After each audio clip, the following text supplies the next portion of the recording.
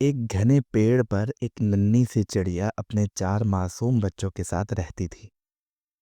اس نے پیڑ کی ایک مضبوط شاخ پر تنکوں، سوکھی گھاس اور نرم پروں سے ایک خوبصورت سا گھونسلہ بنایا تھا۔ وہ روز صبح سورج نکلنے سے پہلے دانہ چگنے نکلتی اور اپنے بچوں کے لیے خوراک لے کر آتی۔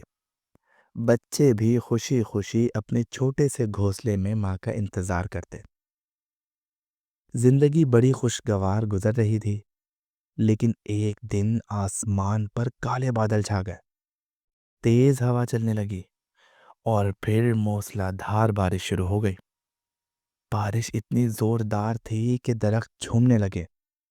آندھی اور طوفان نے سب کچھ تہس نہس کر دیا۔ چڑیا کا پیارا سا گھونسلہ بھی ٹوٹ گیا اور درخت سے نیچے گر گیا۔ چڑیا اور اس کے 4 بچے بے گھر ہو گئے۔ وہ سب بھیگتے ہوئے ایک ٹوٹی ہوئی شاخ کے نیچے ڈر کر بیٹھ گئے۔ رات بھر بارش ہوتی رہی۔ سردی میں کانپتے ہوئے بچے اپنی ماں سے لپٹے رہے۔ چڑیا بے بسی سے آسمان کی طرف دیکھتی رہی، دل ہی دل میں دعا کرتی رہی کہ صبح جلد ہو اور کوئی نئی جگہ مل جائے۔ صبح کے وقت بارش تھمی تو سورج نکلا تو ہر چیز بھیگی ہوئی اور اداس لگ رہی تھی۔ چڑیا اپنے بچوں کے ساتھ ایک نئی جگہ کی تلاش میں اڑ گئی۔ دل میں غم تھا کہ اپنا پیارا سا گھر اب نہیں رہا، مگر حوصلہ بھی تھا کہ وہ پھر سے کچھ بنائے گی۔ چند دنوں کے بعد چڑیا نے ایک نئے درخت پر ایک نئی جگہ گھونسلہ بنانا شروع کر دیا۔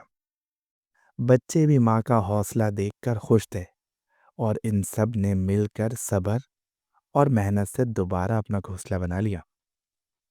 اس کہانی سے ہمیں سبق ملتا ہے کہ اپنا گھر جیسا بھی ہو سب سے پیارا ہوتا ہے۔ ہمیں ہر حال میں صبر اور شکر کرنا چاہیے۔ مشکلات آتی ہیں، لیکن محنت اور حوصلے سے ہم دوبارہ سب کچھ حاصل کر سکتے ہیں۔